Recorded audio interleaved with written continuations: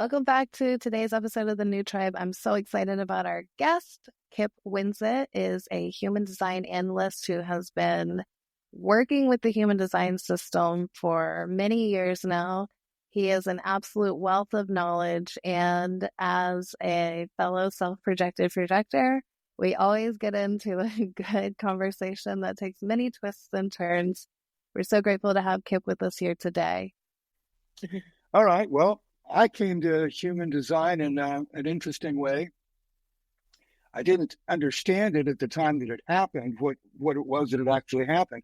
I hurt my back, and I've hurt my back many times over the course of my life, and I have to go see a chiropractor a few times to, get that straightened out. Usually not a big deal. And I had a chiropractor here where I live in San Diego, and I went to see him. And I'd been seeing him off, occasionally for some years, and he knew some of my interests. I'd been a hippie. He knew about that and my experience with the I Ching. And he said to me, "Oh, I came across this system. I think you're going to really like it. It uses the I Ching." I went, "Well, yeah, sure. Tell me about it." And he said, "Well, I'm going to be taking a lunch break in about 20 minutes. So if you can stick around, we'll go to lunch and I'll give you a little, what you might call an introductory reading." I said, "Okay." So we did that, went to lunch, and it was 20 minutes, and he said 3 or 4 things to me that I was agog. I mean, I was just, as the British say, I was gobsmacked because I didn't know how he could possibly know these kinds of things. Astrology doesn't tell you the kinds of things that he told me. I studied astrology many years ago, and I just didn't care for it. Because, you could, too often it was like, "Oh, you're creative." Well, and they tell everybody that. Now, I have to grant you that now that I've gone back and looked at astrology again, it's much better than it was way back then. So I was really impressed. And he said, "There's a guy that lives not far from you who gives full readings, and he's really good at it. Why don't you go get a reading from him?" And I did, and he just, if I was gobsmacked before, my mind exploded. Josh, it was just outrageous, So he was starting a class, in the basic class, which you had to take in order to take the advanced. I mean, I just went boom. I went off like a jet, Scraped together. Well, I think I put it on a credit card. I had to travel to Santa Fe, New Mexico, and spend a week there. Airfare, and a whole bunch of stuff. All of this was launched by my sore back, and I didn't think about that at the time. But later on, as I was examining my own reading more closely, not in the beginning, some years later, I went, "Oh, gate 46. That's in the self-center, which is, the center we SPPs have in love. And it's called the gate of serendipity because it puts your body where it needs to be in order to have something that you need to have. God, it doesn't care how it gets me there. It's very spectacular. It doesn't care, It's done that to me a few times, and I hated what happened. I mean, I don't like to hurt. Nobody likes that, but the outcome has always been just amazing. I've had a lot of experiences like that with human design, where I'll be told something about my design, and as an example, when I went to Chaitan to study, he kind of lived in this funny little area. It was a bunch of little hillocks, small hills and twisting roads and no street lamps. So it was not really out in the country, but it wasn't in a city at all. Sure. And it was I think I was there in December. So we got dark early. And I left this house in kind of a steep driveway. And I thought, well, I wasn't really thinking about it. There was no such thing as an iPhone back then. And I got in my car and I started to drive home, and I couldn't see the street signs. I couldn't get my beams up high enough to see what it said on there. And I started to panic a little bit. I had this vision of myself driving around in this weird rural hilly spot for all night long or something, and no way to contact my wife to tell her what had happened. And I didn't want to go to anybody's house because everybody lived up on a little hill. And I didn't want to get up there and find that I didn't have enough space to turn around. I'd have to back down. So I was kind of freaking out. And I remember then that very day in the lecture, Chetan said about the G Center, you always know where to go. And I went, oh, okay, well then I'm just going to go home. And so I did. I just drove home. I just did it. I didn't think it. I didn't do anything. I just drove home, and it worked amazingly. You just found your way. That's fantastic. Yeah. How fascinating. I've had really a lot of adventures like this in human design. I think that most of us growing up here in America in this particular time, we've grown up, and you might say a little bit crippled, because for most of us, our body, I mean, for me, certainly, now I don't have anything below the G center, right? Neither do you. Yeah. Nothing's there. So how could I rely on my body? Yeah. So one of the things about human design is that when you get into human design and it talks about things in various ways, behaviors, a couple of things you really need to understand. It describes how you are genetically. Here's your wiring. This is actually you, these behaviors that I'm going to talk about, whether it's on the conscious, and we talk about it from two perspectives, conscious and unconscious. So when you're born, come out of the womb into the world, whatever's happening around you, that's kind of the geometry of that, kind of determines the final step in how you're wired. Mm-hmm. You're wired with certain behaviors. Now, you probably don't realize this. You've never stopped to think about it. You're alive today. Now, that means your genetic makeup has been around, most of it, for millions of years. The oldest for 65 million years. Evolution has been testing it and proving it under so many different conditions.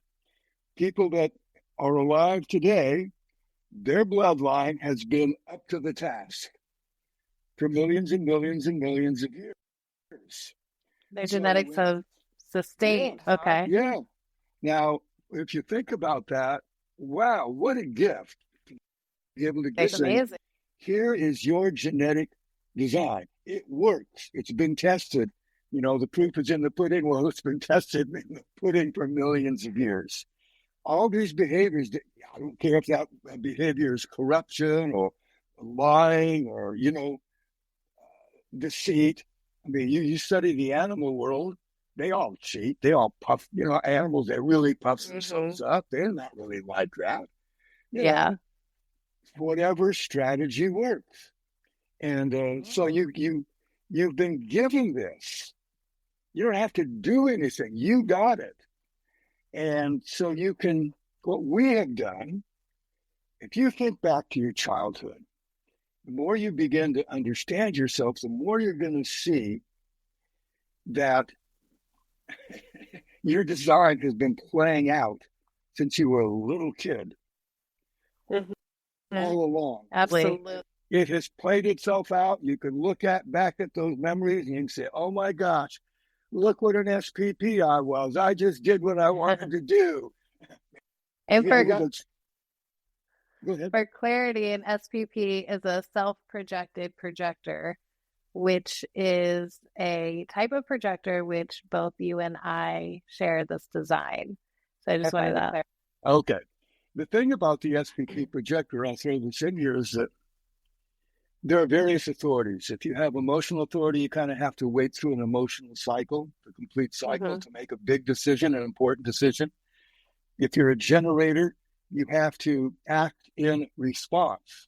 Anything you have a response to, your gut is going to tell you whether or not your body will give you the energy to complete that thing. So it's a matter of learning how to pay attention to your gut. If you're a splenic projector, then it's instant, boom, boom, boom, just like that. You don't get a yes, but you get an immediate no. Nope, don't do that. Don't go there. So, I mean, that's a pretty handy thing to know. Here's how your body is genetically constructed to make the right decision. I'm not talking about should I have peanut butter and jelly or, peanut butter and mayonnaise sandwich. I'm not that kind of decision, but important stuff. Life stuff as you're navigating life. And yeah, to your point about looking back in retrospect, after I learned my design, I started to really dive into it. And from what I've come to understand is projectors tend to really, really grasp onto the system because it's something that actually sees us and acknowledges us in the way that we are, which is seldomly experienced as a projector. And when I started to explore what it meant to be self-projected and to have this verbal authority, holy cow, it started making so much stuff make sense. And I had a very tumultuous childhood and I struggled. My family, it was just, there was a lot on the front end of life for me. And I always struggled with the fact that, like, why can't I just brush it under the rug and move on and pretend like nothing ever happened the way that everyone else can? And they deal with it in their own ways, but I have to talk. I have to talk about things. I have to put it on the table. And, my ex-husband went through quite a time during our over a decade marriage of really, really learning to just be in the space of allowing me to speak. And he was the one, years before I discovered human design, he was the one that was pointing these things out. It's very important for you to talk. It's very important for you to communicate. And thankfully he did give me that space at that time. But once I started to really understand where this burning desire to communicate through things came from and why that created such division for me in my relationships with family members who, prefer not to communicate things. It was like I could immediately forgive myself where I struggled all these years. Like, why am I this way? Why am I why can't I just keep my mouth shut and move on like everyone else? And then I found human design and it was like, well, because literally this is you trying to navigate these experiences in an actual real way that's healthy for me. And it's also helped me to understand when to bring up things in conversation and how to do that, or to wait for the invitation, which I think is even just, that was just as mind-blowing of a realization. And it was something that I had kind of felt. I noticed in my life that when I began to initiate something, when I was the catalyst of something, it would tend to fizzle out or fall apart, or, it wouldn't come to fruition the way that I could envision. But when someone else did that, someone else was the initiator of something, and then I was involved from their invitation, so much more flow, much more successful. And so I kind of started to develop this awareness of realizing, like, I think I'm wasting my time if I'm the one trying to pull people into doing projects or getting things going. Mm-hmm. And then again, human design just blew my mind. And it was like, hey, just sit back and be quiet until somebody asks you. It's so funny, because invitations and recognitions can come in many forms. Mm-hmm.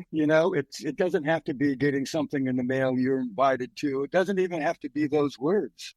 Yeah. But it can be that way. I'll give you a funny story. Well, it's not funny, actually. It's an amazing story to me. I had gotten an invitation to a wedding reception from when I knew her, she was like a teenager. Some friends of mine and myself, we had a big rock and roll ballroom during the hippie era, Grateful Dead and Quicksilver Messenger service. They'd come down every weekend and play it. So we were kind of famous in our little area in San Diego. And so we had a lot of people come through that wanted to help and be involved. And she and her sister kind of came at it that way. I didn't know either one of them very well because they were quite a bit younger than I, maybe 6, 7 years. And they sent me this invitation. I didn't want to go because I didn't know them. Wouldn't know anybody there except them, and I didn't know them very well. So RSVP, I didn't. And a few days before the reception, there was a knock on my door, and I answered the door, and there were these two girls. And so I invited them in. I mean, I couldn't shoo them away. And sat there, and Debbie told me how important I had been to her some years before, and how much she wanted me to come to her wedding reception. It was a big deal. Wow. Yeah, now you talk about recognition and an invitation all bundled up in personal appearance. And so, of course, I said yes. I mean, after all that, I couldn't very well say no. Yeah. So I went. Well, they had it at their parents' house, and they had a big patio. When you walked out of the back door from the kitchen, there was one step down to the patio. So I walked out, and I was standing on that step before stepping down, and I put me up, a little bit above the heads of everybody. And I looked all the way across the patio to the opposite side, and I sort of saw in kind of maybe not quite 3/4 profile, I saw this young woman, and it was like being shot with Cupid's arrow. It was instant. It was instantaneous. It just, whoa. And okay, so I walked up to her, and across the patio, walked up, and I started kind of sure if she turned a little bit, she would have seen me, but I kind of gently stroked her hair. And as she turned to me, I said, "Oh my God, you're the most beautiful woman I've ever seen in my whole life." And she looked at me like I was some kind of nutcase. And a couple of days later, I went and helped her do something. And suffice it to say that we were living together within about 5 weeks, and we were married within 3 months of that encounter. That's amazing. And we're still married. And it's been many, many, many years. Well, congratulations. So things can work like that. Yeah. And again, it's this thing of, okay, she didn't invite me, but I had a big invitation to be. Okay. Powerful. Very clear. Yes. Yeah. And so that's kind of oblique. It's not straight up, I invite you, to this. I had that from them, but go to their wedding, not to meet her. So things happen in the strangest ways. All you have to do is just be open. Not hide yourself away.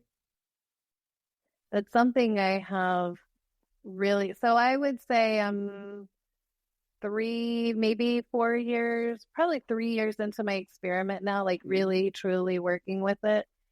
And to clarify to our listeners, the human design system functions as an experiment where you get your chart and your information, and then you just experiment with utilizing the information within your design in your real life, such as for myself as the projector, learning to wait for the invitation. And I see this a lot. I like to read up on different conversations online that people have about it, and the way that it's such a nuanced system that everybody's perspective kind of makes it a little bit different. And that's why when my friends start asking me questions and they want me to tell them all their stuff, I'm like, first of all, I'm not an analyst. And second of all, just read it. Just read into it for yourself, and you'll feel it. You'll feel what resonates, whether it's right or wrong. You can throw it away and ignore it, or you're like, actually, maybe I should figure out what my sacral authority feels like. Yeah. And in my own experiment, I started trying, like, I asked myself, okay, what's an invitation? And I know that some people expect, like you said, a very cordial, clear cut invitation. I'm more like invitations can come from anywhere, anyone, from the universe, from God, from just the Yeah. moment that I'm in, and try to utilize that feeling through moment by moment of, is this an invitation for me? And I often find that even though I may have something to say, if it doesn't feel like the correct invitation for me, I just don't say anything at all. Yeah. What's your profile? I have one. 5-1. Oh God, people projecting on you all the time. Hey. Oh yes. My learning my design self-projected with the 5-1 profile, it made so much sense coming through a difficult childhood as the black sheep of the family, as the problem child, so to speak. Like, everything was put on me, and I actually just did another podcast interview that'll be coming out soon, where we were being taught by my guests the tapping technique to clear trauma, and it's a really fascinating technique. But I was sharing with them how I struggled so much throughout my childhood because I always received messaging about myself that did not connect with what I actually internally, how I experienced and knew myself. And when I learned my human design and I really started digging into it, it suddenly made so much stuff make sense.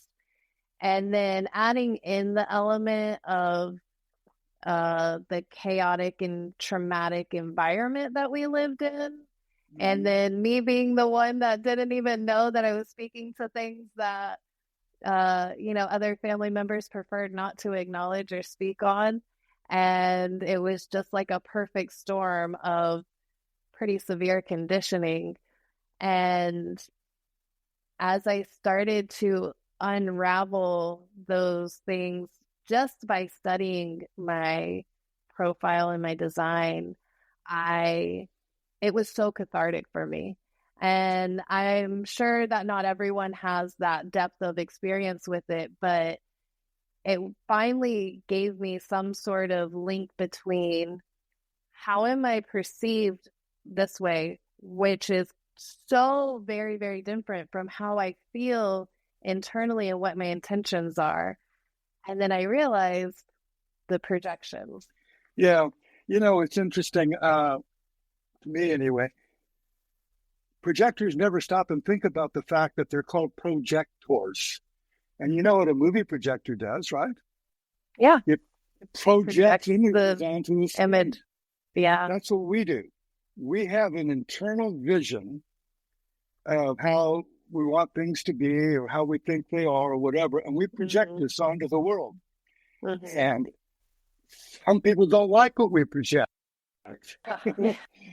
Okay, so you don't get invitations from them. You don't get recognition from them. And I think that's what makes this kind of important, this recognition aspect particularly, is that, oh God, I came from a really tumultuous childhood. And I also grew up during this Uranus-Pluto conjunction from 1960 to 72 that was just sent the world into chaos. I mean, all kinds of assassinations and, women burning their bra. Everything was changing. Yeah. And navigating that was really a trip because my design was that for the first 30 years of my life at the profile I have, the 4-6, I had to bump into things. I had to bump into all kinds of things and try them. And I did. Oh, my God, did I ever. I bumped into so many things. By the time I was 18, I had lived in 18 different houses. Wow. Yeah, I know. It's pretty amazing, huh? Wow, that's I, you I, carry quite an unsettled feeling in that. yeah, I think I had gone to 6 or 7 different schools. And my family, this was all in the same city. It's not like I was a military brat No, at wow. all. My parents just, they were on this journey up. I don't know. But they did get to finally a pretty nice pinnacle. And after they were in for about 3 years, they got divorced. Thank God. Yeah. Yeah, so many things that happened to us when we were young. I mean, I was like you. I could walk up to a group of people and feel like I was right there with them, and they'd pick up on something. And I wasn't like other people. I just Mhm. wasn't like them. Nobody that I knew as a kid really wanted to talk about anything. Well, I take that back. There were a few, I was good at talking with girls when I was a teenager. I would call them up and we'd talk on the phone for hours with guys because they had nothing of interest to say. Maybe they say it to girls, maybe they save all that for girls, but I was kind of amazed at that. I've always found it, well, of course, I was raised by for the first 3 years of my life by my grandparents, and I spent many summers with my grandmother and some of her sisters. I played cards with old ladies on super hot days in the desert for many summers. So I just got used to that kind of. My grandpa wasn't a talker, but old Yeah. ladies like to talk. Oh yeah. Oh yeah, they do all the talking. Yeah, So I'm sure that was a great environment for you to have lots of conversation. yeah, and this is a small town, population 90. There were hardly any kids in it, so and I was a really outgoing kid, so they just loved me. I could walk down the road to go play with some kids, or on the way, I'd stop into the house of this guy called One Lung Bill. He only had one lung because of working in the mines there. And so we couldn't Wow. really get around, but I would stop in and visit with him. I did that all over town. I was like, everybody You do just loved everybody. me. That's Yeah, they all awesome. loved me. And good. Thank God for all that because it helped offset the mindless cruelty that I grew up in. Yeah. I, I look back, like I said, and I go, oh man, did I get the perfect design to deal with what came my way? Yes, I did. Uh, I'm I so have much more gratitude for my design on this side of my childhood. Well, So we didn't know anything about it. we spoke about the profile. Can you explain a little bit of what the profile is? So I'm a 5'1", you are 4'6". Mm-hmm. Okay, so Yes, what makes a profile? well, it just all it is whatever we have these 2 columns of numbers on Mm-hmm. your chart, one on the left side in red, one on the right side in black. The numbers on the black side refer to the behaviors Mm-hmm. that you are aware of. Mm-hmm. The ones on the left side, unconscious, refer to behaviors you're not aware of. And by the way, you don't need to be aware of them. They're kind of like your safe spot. Okay. So you just take those numbers are represented as 1 to 2 digits, followed by a decimal, followed by a single digit number. So that And those single, are based on the planetary positions at birth and 88 days prior to birth, correct? right, 88 Okay. degrees, yes, Okay. approximately 3 months. And Okay. it's on that side that you, all your ancestral behaviors kind of get turned on, your specific ones, because your body comes with DNA, not Mm-hmm. just yours. We have access to everything. Now, Mm-hmm. whether or not we're supposed to get into everything is a different story, but some of us probably are in various ways. There's always some people get into doing LSD and like raw. He was big on that. Have you ever done any of the psychedelics? I have done, I work with sacred medicine, so psilocybin, ayahuasca, bufo, and I am actually getting ready to go into training on the 1st of March to become a bufo facilitator, which is a toad venom, and the active compound in it is 5-MeO-DMT, which is the most powerful known psychedelic that we have. So I am a little bit familiar, but I've never experimented with any of the synthetic psychedelics. Oh, yeah. Like I mentioned, I was a hippie. Yeah, I started taking LSD before it was illegal. yeah. And I've heard amazing things that like people have such profound, incredible experiences with it. yeah. I just approach them more. I'm an herbalist and I utilize plant medicines, and the sacred medicines go hand in hand with that in my perspective. Yeah, there's nothing, that's a perfectly valid way to go about it. Have you read the Don Juan books, the Castaneda books? Oh, no. I think you might enjoy those because there's two big characters in it. This guy named Carlos Castaneda, who was he was working on a degree in Native American plant medicine. He was at UCLA working on his PhD. So one summer he went to Arizona, southern Arizona, to try and find people there who understood the medicines that were being used by that Native American community there.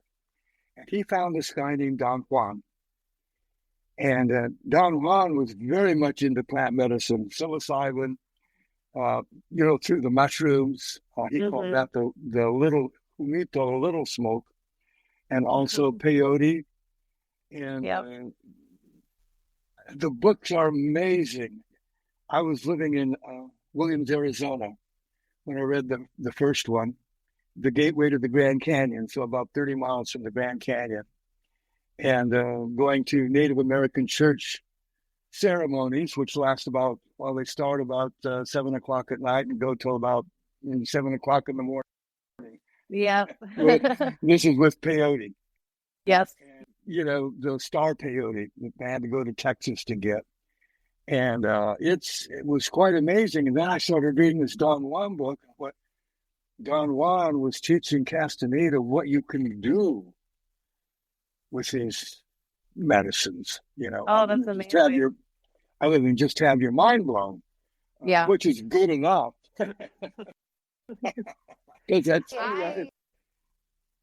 I will absolutely read those. That sounds fascinating and right up my alley.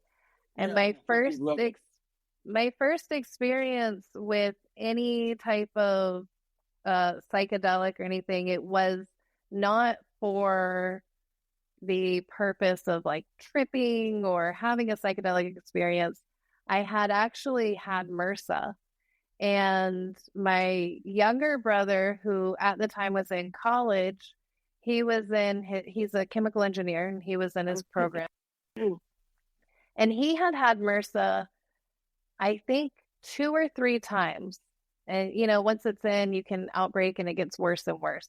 Oh. And on his third outbreak, he coincidentally went that weekend and had mushrooms with his friends, comes back to the doctor the next Monday, the university clinic. And the doctor's like, I don't know what you're doing, but I have never seen MRSA recover this quickly. Like the healing process just completely, the process of the infection reversed once he took the mushrooms. And so about a year later, I had MRSA, and I went through skin-eating disease. It eats basically.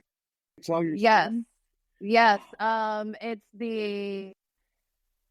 It's the I can't think of the M, but it's basically staph that's resistant to antibiotics. So in order to treat it, you have to use extremely powerful antibiotics.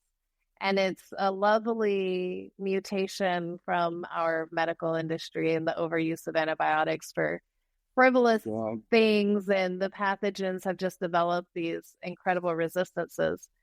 And so because I do not generally use antibiotics, they were very effective. However, I still had the infection was right on the bottom side of my elbow. And I could feel like a knot in there. And it was very tender to the touch. If I set my arm down on the surface, I'd get this jolt of pain. And my brother says, well, I'm really curious, and this would be a good experiment because he said, my MRSA began to heal after having mushrooms. So let's see what yours does. And so my brothers, my husband at the time, we all get together and have like a good bonfire, hang out outside, and we ate the mushrooms.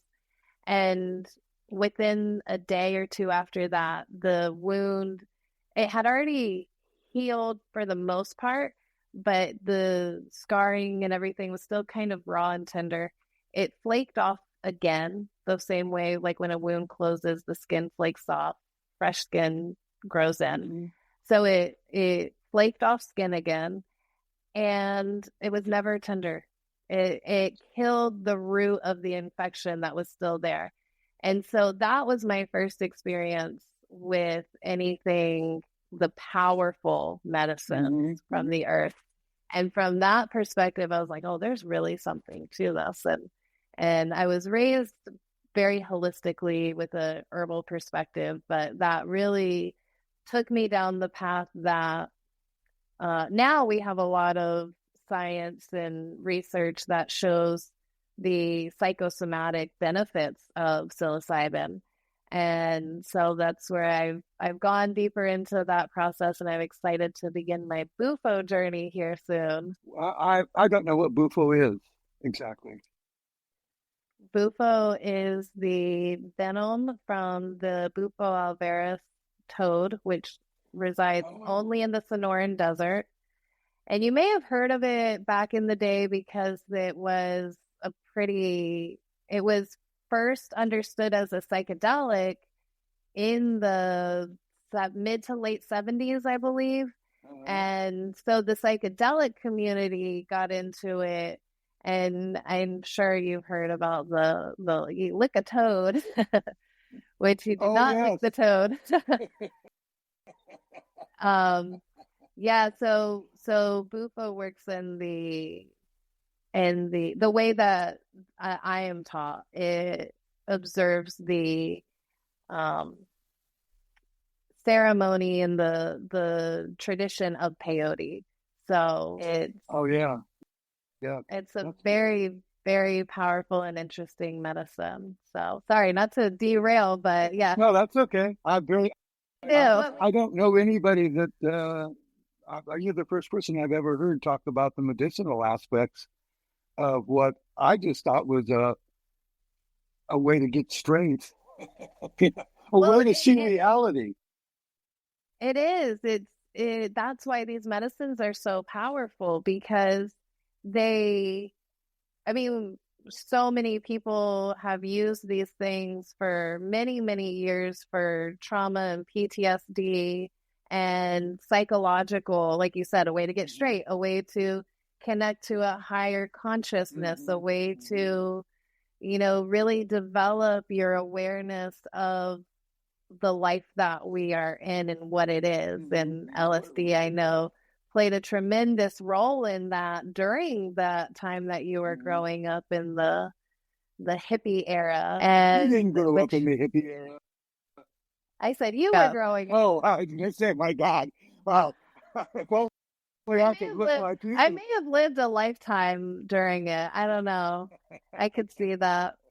But yeah, my passion is understanding how these medicines can be used holistically for mind, body, spirit, and the healing properties, the expansion, just all of it that these incredibly powerful compounds that the earth has provided for us.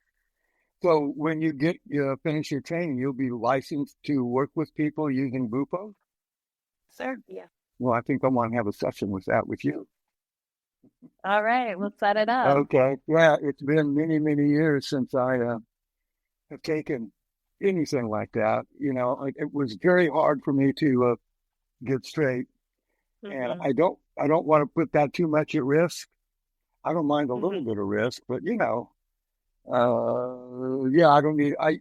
Before I like to take LSD in massive doses. Really? Well, the common get you out of your mind dose was 500 micrograms, and I would take 2,000 or 3,000. Oh my God! Yeah. Was there ever any sort of I have no experience with LSD, so was What it there does any basically, it takes away all the filters that you have erected between Mhm, you and the physical stimuli coming to you from mhm. inside and outside, so that you finally see what it's actually like, not what all the trips that your mind has created it to be. Yeah. Yeah. It's your mind has worked double time making you think it looks like this. Well, it sort of looks like this, but well, one of the things people talk about is that they see everything is moving. Yeah. It looks like it's breathing. That's the Mhm. rods and cones in your eye. That's what they Yes. do, expand and contract. And all of a sudden you're aware of that and you go, oh, that's how it really looks. That's how I actually see it.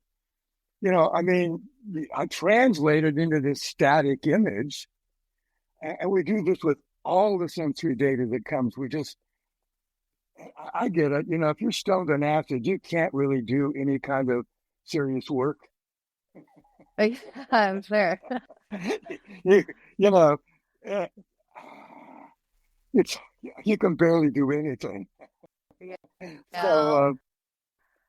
You are going to you're going to have a really profound connection, I think, if you do come to sit with me and Bufo, because it is the awareness of everything beyond this physical mhm, limitation that we contain ourselves into.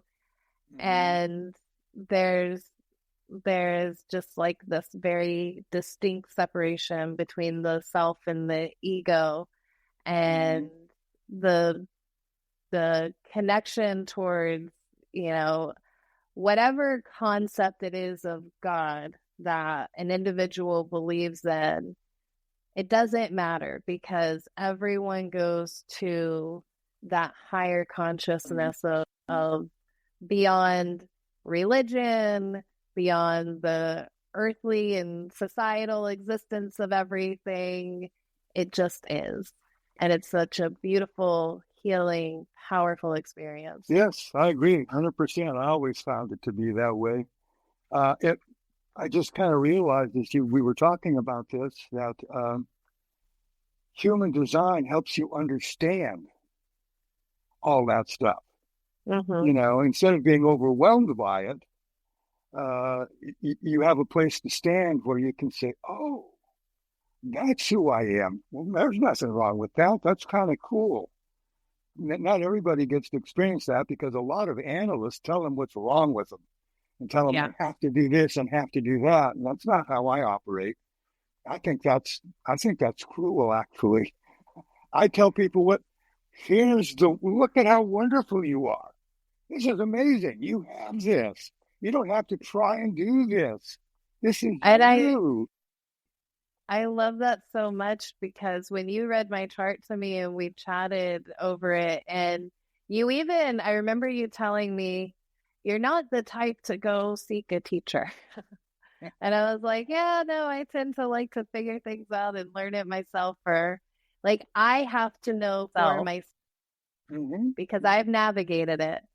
And that is when, like, this is why I always refer people to you when they ask me, well, who should read my chart, because there's tons, and I feel like every day there are more and more analysts. And I always say, look, just browse through. Instagram's an incredible resource. Everybody's got their human design business up there. And for me, I was just waiting until I found the analyst that felt like the right person to read for me. Yeah. And when I Well, came across you, oh, well, thank you. Um, when I came across you, I was just like, that's the guy. And so whenever people ask me, I said, use your own discernment as your researching analyst, but this is the guy that I like. And I have read that if you're going to have a reading, it should be done by a projector. Do you agree with that? no, I No? don't. No, because not all projectors are equal. It's True. like you got mechanics. Some mechanics are not very good mechanics. Some are really good. So Fair enough. you can't just base it on that. Somebody else, when the HDS school was first, Raw was first pulling it together, I joined the group. I had to pay them, $50 a year, but I got listed as an analyst. And then after about 3 years, they changed the way they were doing that. And they said, oh, you have to have a reading done by the same type as you. We said 70% of the people, I kind of slurred that, 70% of the people are generators. So Yep. I'm paying you every year to be listed. And you're saying to everybody that goes there, oh, if you're a generator, go there. Don't go to him. Well, that's, Yeah, that's a bummer. yeah, well, it was stupid. Yeah. If it had been true, it would have been okay. But it's not true. Some of us have more skill at it, I think, than others. And some of us are more prepared. It's a really funny thing to look at somebody. I remember being in high school, people would ask me to analyze them. And I would, but I didn't know anything about mercy. I didn't know anything about gentleness or kindness. Yeah, I can relate to that. I wasn't raised in that, so I would tell them the harsh truth. And of course, they didn't like that, and I don't blame them. I didn't know any better. But I learned, learned how to be more gentle with that sort of thing. Have to deliver it a little better. Yeah. I can relate to that pretty strongly because it took me a very long time. I was probably in my late 20s when I realized, oh, people don't actually like it when you tell them the truth.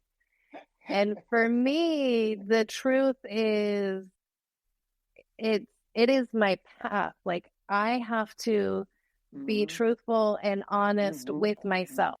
That's how I know that I am on the right track. And if I'm not being truthful and honest with those around me, then I'm getting in my own way with my connection to myself. And my grandmother told me this a few years ago. We were having a conversation, and I was struggling with some family things, and she was like, well, Megan, you're not easy, and you tell everybody what they think, and everybody knows if you want to be told what you think or what you feel, just ask Megan. And I'm like, I'm not trying to do this. Like, this is not in my intention, but it also, I understand why that reputation exists, because it took me, almost 30 years to realize that even though I want absolute truth, like give it to me as real as it is, not most people do not.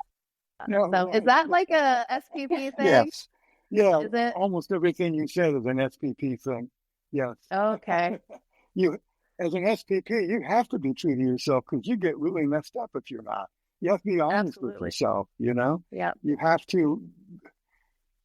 have to find your path and stay on it. You got to be absolutely 100%. And what's interesting is that for the kind of profile that you have, people are always projecting onto you something very different. People don't see you very clearly at all. No. Because, you attract the projection. It's not deliberate, but your very aura says, I can help you. Yeah. You can't help everybody.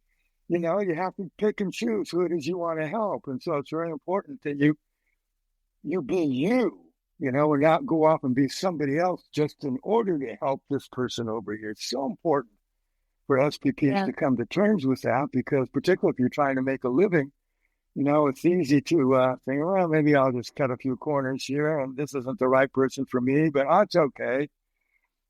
Actually, people do that. It's hard.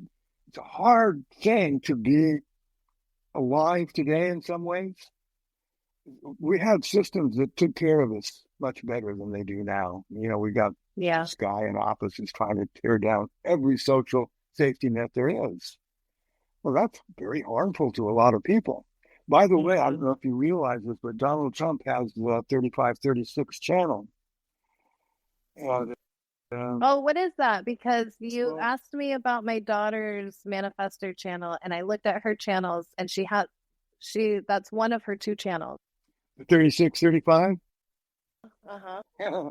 Well, gate 36, gate 36 is in the emotional center, and everything's a crisis. Oh yeah. And she goes That through makes her sense. way. Okay, things are. Mm-hmm. That's her melodrama. It's a crisis, Mm-hmm. Mm-hmm. and that crisis though wants to cause change. I got to get out of this crisis. I got to change everything out here, so I'm not in crisis. Because Gate 35 is all about change, progress, making it different, and because it's fueled by the emotional system, people who are not very well, they don't have a nervous system that's very well regulated, Mm-hmm. they will just pull the trigger just to see what will happen. Oh, yeah, Yeah. let's change all of this. Let's tear this whole structure down and see what we wind up with. Oh, shoot, that didn't work very well for you guys, did it? Oh, I'm sorry. Whoops. Oops. Yeah, right. But, witness what this guy's doing. Now, I can't stand that guy. But he's accomplishing some things that I actually Yeah. think have value. And I'm Yeah. shocked to find that. I try and be really open minded just because I look at something and I go, wow, how can you be this person? Let me Mm-hmm. look at what follows what he does. Lots of times it doesn't Exactly. work. Yeah. Most of the time it doesn't work, but sometimes he really I feel nails it. like isn't that sort of the MO of the politician, regardless, is they try things and then a lot of times it just doesn't work. And I Yeah, try to I try to view it as, and this is not to say that any one person's opinion is right or wrong. Like I've never been registered in either party. I don't like to identify mm-hmm. with either one. Um, my personal perspective is trying to be less connected to the system and less dependent on the system. And so, in these moments where the system's being shaken up and taken apart and changed, and we have no idea how it'll be put back together, if I'm not dependent on it, then I can continue to navigate my personal life and take care of my family without a tremendous amount of um what is the word I'm trying to think of? Without a tremendous amount of effect from Mm-hmm. whatever's being done in DC by people who don't even live in the real world with the rest of us. And I can truly just be like, you know what? Okay, like do what you're gonna do. My heart goes out to those who are dependent on it, but not to get too political. um, I am a very firm believer that the more space we put between ourselves and any political Yeah, system yeah, or yeah. organization, it will only serve to benefit us as an individual. And part of the concept of the new tribe is seeing a future where our dependencies are not on a government or an organization or an institution, but on ourselves first in our community, and almost reintegrating a new way of a traditional type Mm-hmm. of living, which we've been very disconnected from for many generations at this point. It's true. We have been. I'm curious though. You don't have any tribal circuitry in your design that's activated. None. So I'm curious as to why you feel this connection to the tribal structure. It's not so much the tribal structure as, so for me, the concept is, think of a traditional tribe. Everyone has, in order for the whole to survive and to function, everyone has to contribute to the whole. Whereas Mm-hmm. now we live in a world where more people live in in single person households than ever before. We live in a society now where we don't need the community for survival, but the community can now be tapped into for our thriving, for our expansion and growth, where it's less necessity and more intention. And so it's not as much the tribal aspect is the important part. The important part is that the more whole, the more developed, the more in tune and connected the individual is. It doesn't matter what your tribe is or who your tribe is or where you how you come together and who they are, whether it's your family, friends, community of whatever source. The more whole we are and the more connected we are to ourselves as individuals, the better our tribe will do, the better our community will do, the better our families will do, the better the entire collective will do when we take what has been really conditioned as being selfish. Like, don't care about yourself. You got to care about everyone else and everything else. And then we have these bleeding hearts all over, and then we're fighting over things, and we're thinking it's just like, actually, worry about you. It's okay to worry about you and your family first and foremost. And then you actually have something to contribute. And so that's why politics, to me, it's just getting a lot. It doesn't matter what side it is. It's just lifting people up and pulling everyone away from the point is that we are much stronger together. But I think that for me, it's much more the probably the G center is that connection to the self is the foundational part of the tribe, which is the new part. You really explained that really quite well. I'm impressed. Why, thank you. It's in my authority. I mean, you've said some things that I haven't thought about, and I always like that because, you know, my mind loves to be active. Right. So it really is. It's always interesting to me when I get new things to think about and go, wow, look at that. Wow, I wasn't looking at it that way. So good. Yeah, no, I appreciated that. Way to go. Well, thank you. I appreciate that very much. And that right there is my entire desire for this podcast. And this podcast is an example in real time for me. The new tribe is, I'm doing this for myself. I'm doing this as part of my own experiment to create this space where I get to speak. I get to learn. I get to connect with people. Selfishly, it's a fantastic experience. But I also know that I'm not the only one that can benefit from these conversations, this information, the things that my guests have to share with our audience. I want to share it all with everybody. And so for me, the reason I named the podcast The New Tribe is because that is what this is me being in my experiment, in my path, focused on myself and sharing it and putting it out to where you can now have this thought that you're going to ponder on and take it and do whatever you do with it. And it makes no difference to me if it's good, bad, or ugly. That's what you need. And it's going to serve you some way or another. Obviously, I hope that that people take good from it. But as we've already discussed, we understand that sometimes the things that we perceive as negative actually put us on the right path. So my body hurting my back. Exactly. Where I needed to be.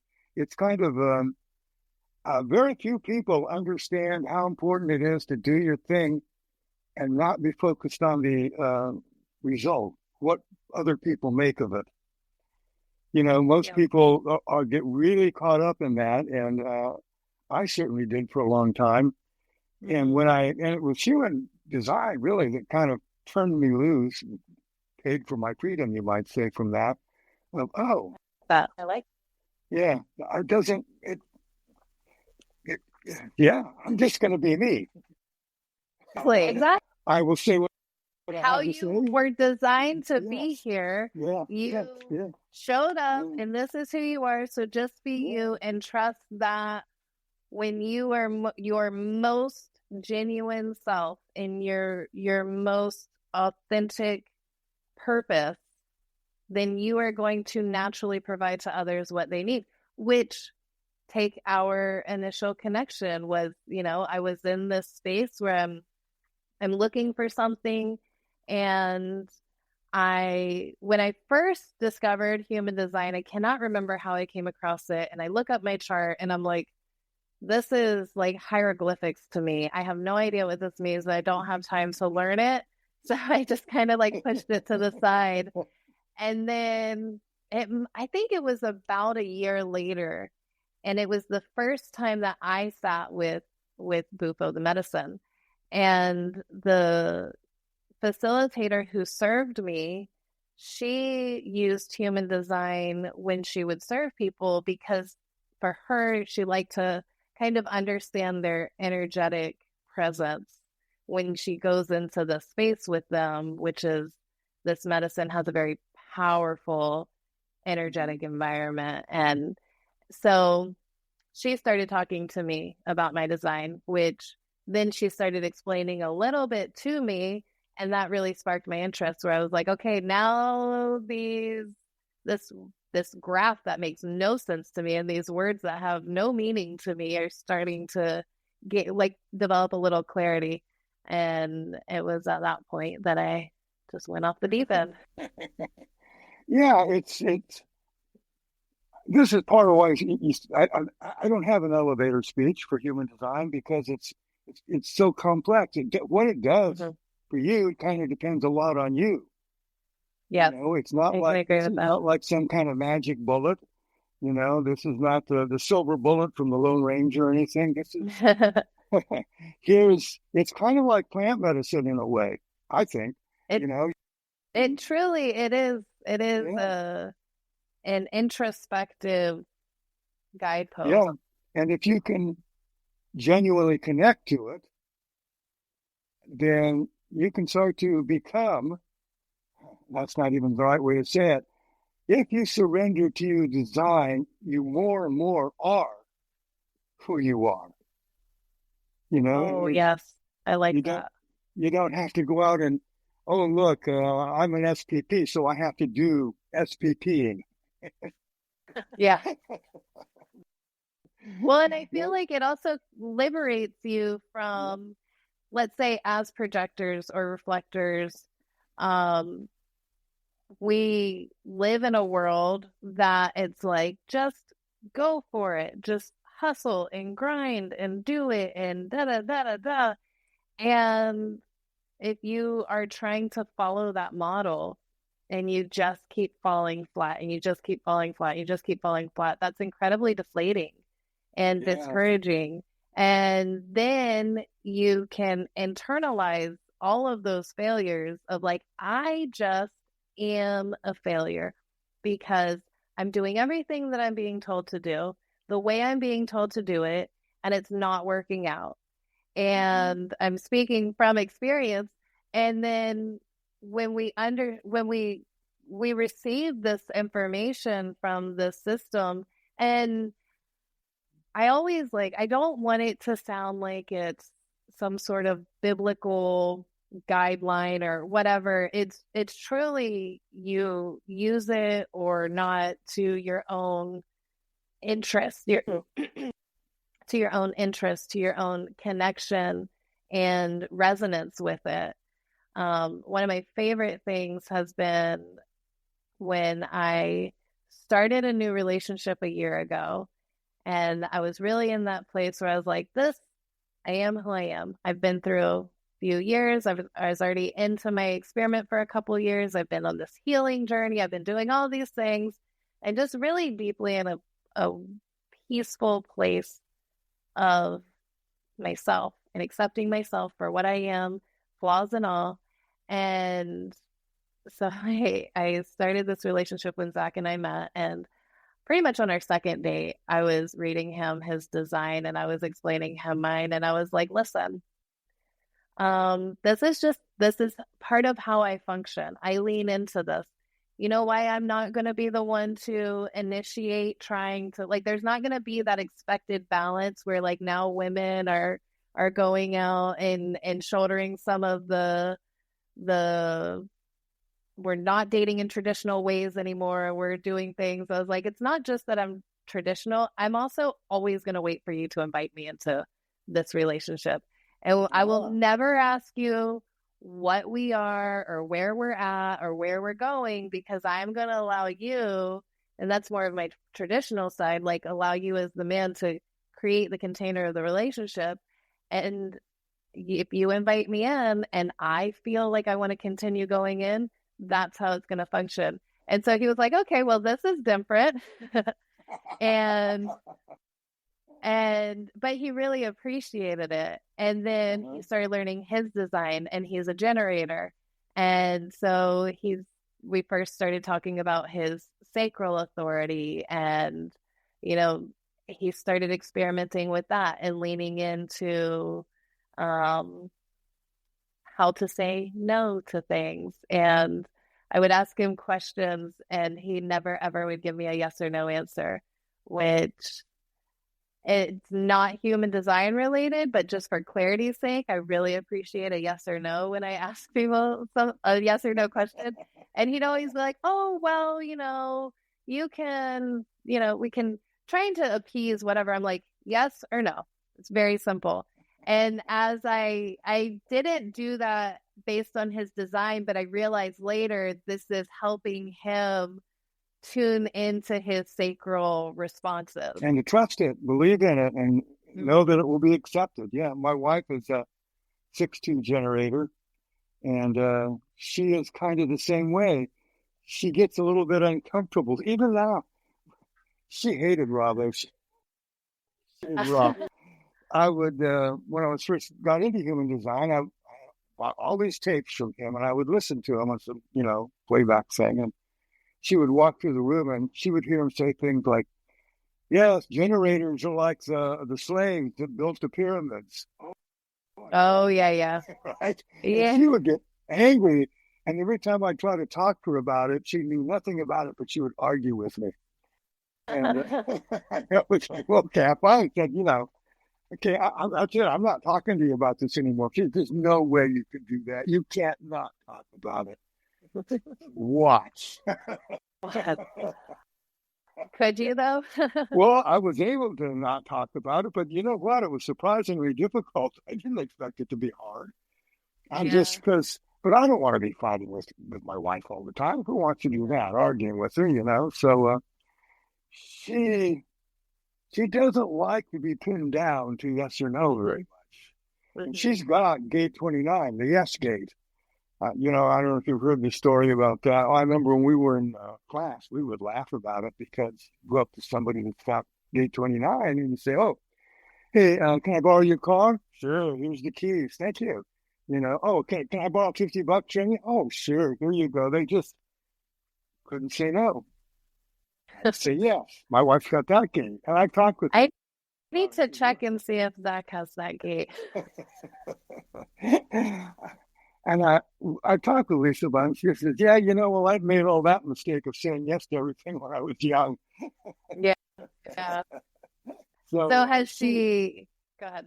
Oh, I mean, she's more aware of it all now. And I think, that's something that gets overlooked a lot in human design, the importance of awareness. Mm-hmm. Knowledge is not where it's at. The knowledge is to tell you where to be aware.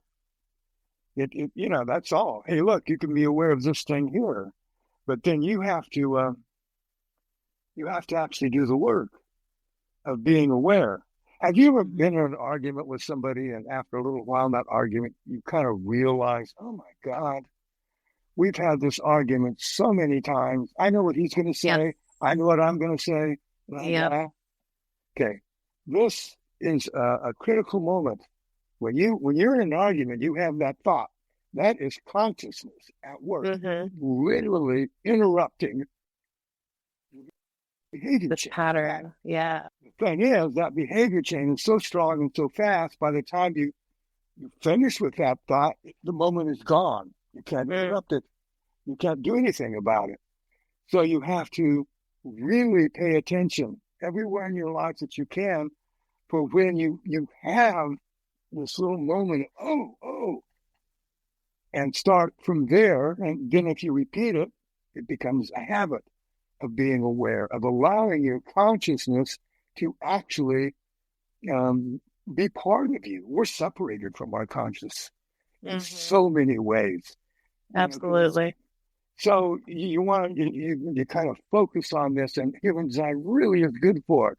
You can look at, like I said, we talked about this earlier, going back and remembering from the past what our behaviors were. That's us being conscious, reflecting on the past.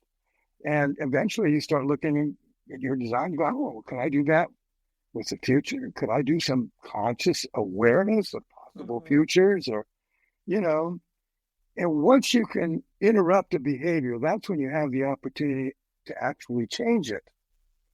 Because behavior is not a mental thing, it's wired. It's built in, it's in your wiring. You repeat something over and over and over again, you build a whole neural pathway for it. And that thing doesn't want to die. We call that conditioning. But, most conditioning is good.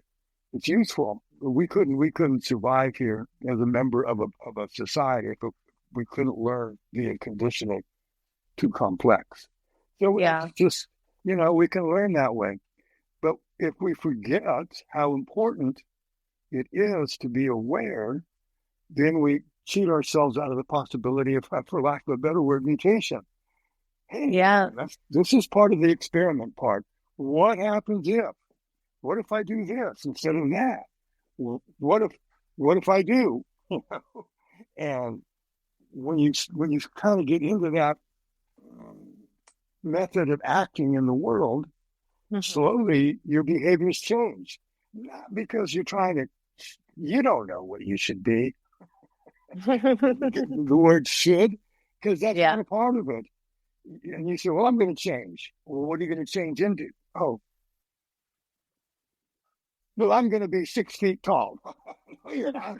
If you're not already 6 feet tall, you're not going to get there. That's just a kind of a silly example, but it's, if you put into yourself the idea that I'm going to become this kind of person, you're just hurting yourself. What you want to do is put into your mind, I want to become me person. Yeah, I am, right? So, I love that. And that's why the awareness aspect is so important and why human design, because who would ever sit around and just kind of think about what's my authority? Yeah. Right? I don't think we even have the awareness of an authority. Like I am a very introspective type of person, and I turn things over every different aspect. But it wasn't until human design that I even had these tools to understand, like, oh, I have a specific authority. I have a specific strategy. And the design system validated to me things that it was like, I'm starting to see some things take shape here. It usually works better if I'm not the person that initiates something, or it usually works better if I don't start or pull someone into a conversation first. And I was starting to kind of develop an awareness of these things, but then human design was like, actually, these are things, and you can look at them and you can try them out if you want. And to your point, it really was not what I should be, but what I am. Yeah, it's very hard to if you just sit around and try and figure that out. I mean, that's what the Buddhists would do. It'd take them their whole life of being, in this meditative state, paying really close attention, because you have to discard so much to figure out what's left. We have many, many, many layers of stuff that's not necessary anymore. It just isn't. You know, it was And necessary in school, but not now. it really makes me realize what a tremendous state of, like, a tremendous place of time that we're in as a species, Yeah. where we can tap into these resources and like circumvent so much time that would be needed, such as in a meditative practice. But I love meditation, and I feel like meditation is a powerful and important tool in your own practice. But how much more powerful can your time in meditation be when you can utilize these other resources to get more straight to the heart of your like where you're trying to connect inside your meditation? Yeah, it's we're lucky. Very, very blessed. That's the way I look at it. Very, very, very lucky. And you know, when acid first was around, I was convinced that it was going to change everything because you couldn't possibly take LSD and not be changed. Sure. Well, of course, I was wrong about that. A lot of people just played.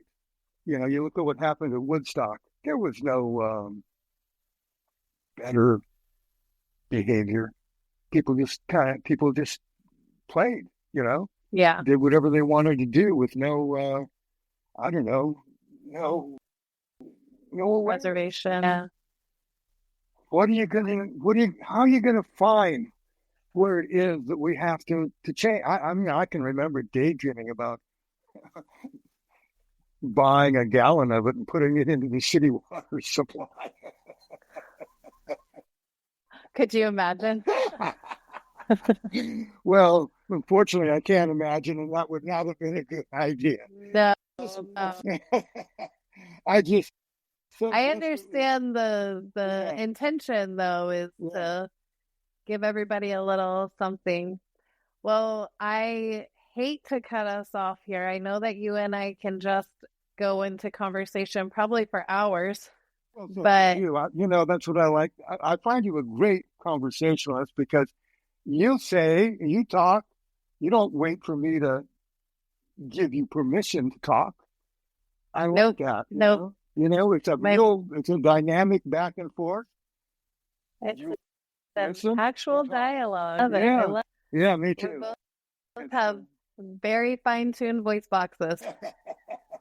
Yeah, I like the way you say very fine-tuned. No, it's really great. It really is. It's been really a pleasure talking with you.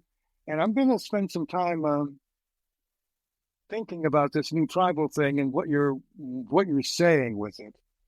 See, I know really a lot about the tribal circuitry, really, really, really a lot because of a woman that I knew who was a very famous anthropologist in the United Kingdom who delineated these things. People think Ra came up with the circuits, you know, the collective and the individual and the tribal. Nah, it's from cultural anthropology is the source for that. Yeah, that makes sense. So, but you've expanded my view. That's really cool. Wonderful. Yeah, I'm very happy for that. Yeah, it's just wonderful. It's so cool to be alive today. Isn't it? That is my whole like path, is like I get to be alive and I want to live and I want to experience as much of life while I'm here, and I want to experience as many dimensions of life as I can while I'm here. And so it's just a beautiful journey. And I'm so grateful that you are sharing a little bit of it here with us on the New Tribe. And I hope that we can have you back on in the future, because I just love your insights. I would love to be a guest again. It's been a marvelous time. Really has. I'm not, just buttering you up here. Well, I appreciate that. Thank you so much. And for our listeners who are interested in understanding their human design more thoroughly or at all, how can they get in contact with you? Well, I'm on Instagram. Kip Winsett. Also, if you type that in, you'll find. Usually, it comes. I have a personal site, but I don't do anything on it. Human Design System Pro. Right. It is reliable, 100%. I have a website under the same name, so you can. And I do write a fair amount of blogs on the website. I post pretty regularly on Instagram, and the material that I write is good. You can trust. Oh, it's fantastic. I can vouch for that. I dove deeply into your blog a couple of years ago, so I probably need to catch up on some new postings. Moving into Substack a little bit. For me, the question is always time. I've got so many. I'm supposed to be a projector and taking naps all day long and stuff. I'm usually busy. I get a lot of things I'm interested in. So, well, I understand that. Yeah, it's so much happening. When I talk with you and people like you, there are a few women that we kind of talk sort of semi-regularly, And when I do, I realize, God, you guys give me so much more hope for the future. Oh, good. Yeah, it encourages me to have a little more trust that things are going to work out okay, because your generation and, a lot of people in it are, I think, going in the right path. And I agree. I think that we've seen the alternative and we're kind of like, let's go our own way and let's do that together. And as much as the world at large and the world stage wants us to really resonate in fear of what's to come in the future, I think that the more we pull away from those systems and really connect to our community and the like-minded people around us. Mm-hmm. And if they're not around you, then that's probably a pretty good indication that you need to change your surroundings and those that you connect with. I have a nourishing environment. Absolutely. Thank you so much for being here. And I look forward to having you on again. Maybe we can set up something in the summertime in a couple of months, and also to serve you bufo. So we'll connect over that. Yeah. Let me know what's happening with that, okay? Absolutely. We'll be in touch. Okay. Bye-bye. Thanks for being with us today and for listening along to our chat with Kip. If you are interested in learning more about your own human design, I highly recommend you reach out to him. He is an incredible wealth of knowledge, and as you can tell, he's always a fantastic conversation, and I can't wait to have him on the podcast again in the future. Thank you all for being here today, and as always, go with love.